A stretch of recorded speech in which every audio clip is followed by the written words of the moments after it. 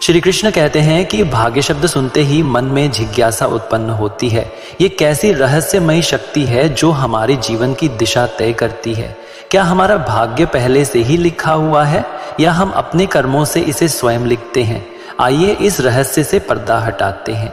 कुछ लोग मानते हैं कि हमारा भाग्य सितारों में लिखा होता है। वो कहते हैं कि जो होना है वो होकर रहेगा, लेकिन क्या ये सच है? नहीं, भाग्य कोई जादू नहीं है। ये आपकी मेहनत, सोच और दृढ़ निश्चय का नतीजा है।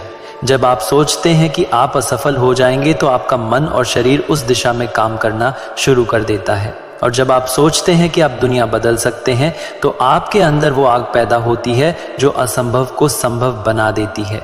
भाग्य का लेखन उस दिन से शुरू होता है जब आप पहली बार कोई सपना देखते हैं, जब आप खुद से कहते हैं कि मैं ये करूंगा, जब आप ये ठान लेते हैं कि चाहे कितनी भी मुश्किलें आएं, मैं रुकने वाला नहीं हूं, जब आप हर हार को अपने अगले कदम का हिस्सा मानते हैं। श्री कृष्ण कहते हैं कि भाग्य में जो लिखा होता है वो कभी मिटता नहीं। संसार के रंगमंच पर हर पात्र अपने पूर्व निर्धारित संवाद बोलने आता है। हम सोचते हैं कि हम अपनी इच्छाओं से अपना जीवन बदल सकते हैं, लेकिन सच तो ये है कि भाग्य की स्याही में जो लिखा है उसे कोई नहीं मिटा सकता। कई बार हम संघर्ष करते हैं, परिस्थितियों को बदलने की कोशिश करते हैं, लेकिन अंत में वही होता है जो भाग्य ने लिखा होता है। तो क्या हमें हाथ पर हाथ धरे बैठ जाना चाहिए? क्योंकि भाग्य सिर्फ दिशा तय करता है, प्रयास उसकी गति तय करते हैं। समुद्र की लहरें कितनी भी ऊंची क्यों ना हो, कागज की नाव डूब जाएगी, लेकिन अगर वो नाव लोहे की बनी है तो वही समुद्र उसे अपनी बाहों में संभाल कर पार ले जाएगा।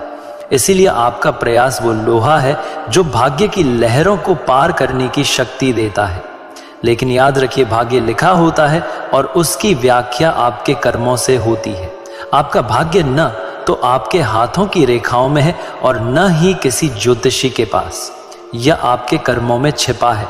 यदि आप अपने लक्ष्य की ओर बढ़ते हैं तो आप अपने भाग्य के निर्माता हैं। यदि आप रुक जाते हैं तो आप अपने भाग्य के विनाशक हैं। यदि आप रुक जाते हैं तो आप अपने भाग्य के विनाशक हैं। यदि आप रुक जाते हैं तो आप अपने भाग्य के विनाशक हैं। यदि आप रुक जाते हैं तो आप अपने भाग्य के विनाशक हैं। यदि आप रुक जाते हैं तो आप अपने भाग्य के विनाशक हैं। यदि आप रुक जाते हैं तो आप अपने भाग्य के विनाशक हैं। यदि आप रुक जाते हैं तो आप अपने भाग्य के विनाशक हैं। यदि आप जो भाग्य में विश्वास करते हैं वे इंतजार करते हैं, और जो कड़ी मेहनत में विश्वास करते हैं वे जीतते हैं। भाग्य लिखना कभी आसान नहीं होता। तपस्या, त्याग और संघर्ष मांगती है। जब आप गिरते हैं तो उठने का साहस आपका भाग्य तय करता है। जब आप असफल होते हैं तो उसमें छिपा सबक आपकी अगली सफलता की कहानी लिखता है। क्या आप जानते हैं कि आपका भाग्य हर दिन लिखा जा रहा है? हर सुबह जब आप उठते हैं तो आप तय करते हैं कि आपका दिन कैसा होगा। यदि आप आलस्य चुनते हैं तो आप असफलता का एक और अध्याय लिखते हैं, और यदि आप कड़ी मेहनत चुनते हैं तो सफलता आपके दरवाजे पर आपका इंतजार कर रही है। भाग्य कोई चमत्कार नहीं है, यह आपके कर्मों का प्रतिबिंब मात्र है। भगवान श्री कृष्ण ने गीता में कहा, श्री कृष्ण ने अर्जुन को स्पष्ट कर दिया कि जीवन एक युद्ध भूमि है जहां हर कदम पर संघर्ष है। सुख और दुख किस यात्रा के साथी हैं, लेकिन उनसे भागने के बजाय हमें उनका सामना करना सीखना चाहिए। अर्जुन से कहा, हे अर्जुन, मुझे याद करना ही काफी नहीं है, तुम्हें युद्ध भी लड़ना होगा। यह वाक्य सिखाता है कि ईश्वर पर भरोसा रखते हुए भी कर्म करना अनिवार्य है। ईश्वर केवल मार्गदर्शन कर सकते हैं, लेकिन उसका पालन करना हमारा काम है। क्या हमने कभी सोचा है कि जीवन में संघर्ष क्यों होते हैं? वे हमें तोड़ने नहीं बल्कि मजबूत बनाने आते हैं। जैसे लोहा आग में तपकर तेज होता है, वैसे ही हम कठिनाइयों से गुजरकर निखरते हैं।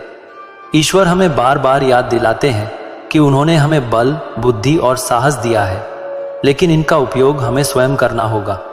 आलसी व्यक्ति ईश्वर से ही यही अपेक्षा करता है कि वे उसका जीवन सुधारें, लेकिन क्या यह संभव है? श्री कृष्ण ने हमें सिखाया कि कर्म ही पूजा है। यदि आप प्रार्थना करते हैं और प्रयास नहीं करते हैं तो यह ईश्वर के बनाए नियमों का अपमान है। आलसी व्यक्ति को देखकर भगवान भी डर जाते हैं, क्योंकि उसने बिना संघर्ष के अपने प्राण त्याग दिए हैं। महाभारत का युद्ध केवल सत्ता या अधिकार के लिए संघर्ष नहीं था, यह मानवीय कमजोरियों और बुरी आदतों का परिणाम था। युधिष्ठिर की जुए की लत ने न केवल उनका सब कुछ छीन लिया, बल्कि द्रौपदी जैसे चरित्र को भी ठेस पहुंचाई। यह एक गहरी सीख है कि बुरी आदतें हमारा जीवन तबाह कर सकती हैं। आज भी हम छोटी छोटी खुशियों की चाह में बड़ी बड़ी गलतियां कर बैठते हैं। श्री कृष्ण कहते हैं कि आप वही बन जाते हैं जो आप सोचते हैं। ये सिर्फ शब्द नहीं, बल्कि जीवन की सबसे बड़ी सीख है। यह सच है कि हमारी सोच ही हमारे जीवन की दिशा तय करती है। अगर हम सकारात्मक सोचें और प्रयास करें तो असंभव को भी संभव कर सकते हैं। दोस्तों, हम में से कई लोग परिस्थितियों को दोष देते हैं, लेकिन क्या यह आसान रास्ता नहीं है?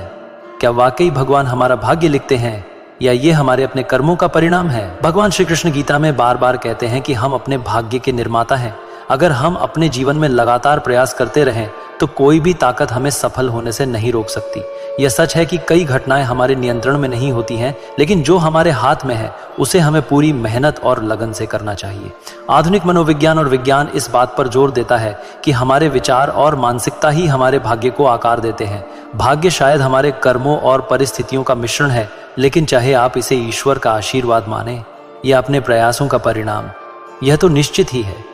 सीता हरण के बाद मंदोदरी ने रावण से पूछा कि तुम चाहते तो राम का वेश धारण कर सकते थे, हाँ, तब सीता को आसानी से प्राप्त कर सकते थे। फिर तुमने साधु का वेश क्यों धारण किया? रावण के अंदर के अहंकार ने उत्तर दिया कि जब मैंने राम के वेश के बारे में सोचा तो मुझे हर स्त्री मां के समान लगी, इसलिए मैंने वह रूप त्याग दिया। लेकिन साधु बनकर मैं समाज को यह दिखाना चाहता था कि जिस रूप पर सबसे अधिक भरोसा किया जाता है वह छल भी हो सकता है। अगर कोई आपसे कहता है कि आप बदल गए हैं, तो 95% संभावना है कि आपने केवल उन चीजों को करना बंद कर दिया है जो वे आपसे चाहते थे। आपके अलावा कुछ भी नहीं बदला है। मनुष्य का स्वभाव और उसका प्रभाव समय के साथ बदलता है। हम सबकी वास्तविकता से वाकिफ हैं। हम खामोश जरूर हैं, लेकिन अंधे नहीं हैं। लोग आग लगाकर कहते हैं कि मेरा कोई मतलब नहीं था, जब आपकी आवाज किसी को सुनाई देती है।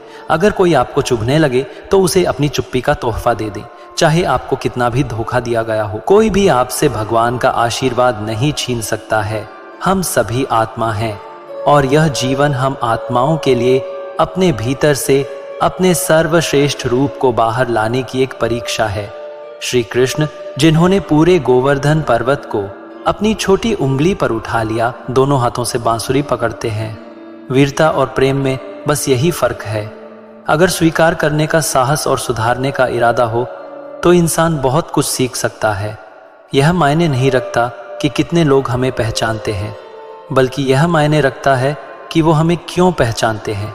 एक अच्छे जीवन के लिए यह स्वीकार करना जरूरी है कि हर कोई सब कुछ नहीं पा सकता। खुद से बहस करोगे तो सारे सवाल हल हो जाएंगे, लेकिन दूसरों से बहस करोगे तो नए सवाल खड़े हो जाएंगे। जब इंसान अपनी गलतियों का वकील और दूसरों की गलतियों का जज बन जाता है, जब इंसान अपनी गलतियों का वकील और दूसरों की गलतियों का जज बन जाता है, जरूर बताएं। जब इंसान अपनी गलतियों का इस वीडियो को जब इन्हीं गलतियों का सुनने के जब इन्हीं गलतियों का जब इन्हीं गलतियों का जब इन्हीं गलतियों का जब इन्हीं गलतियों का लेकिन आपको मैं फैसले नहीं बल्कि दूरियां पैदा होती हैं, भाग्य मिटाने से नहीं मिलते। क्या अच्छे कर्म करते रहो, फिर देखो। ये कमेंट में भगवान की महिमा जो वास्तविक नहीं है, जो न कभी था।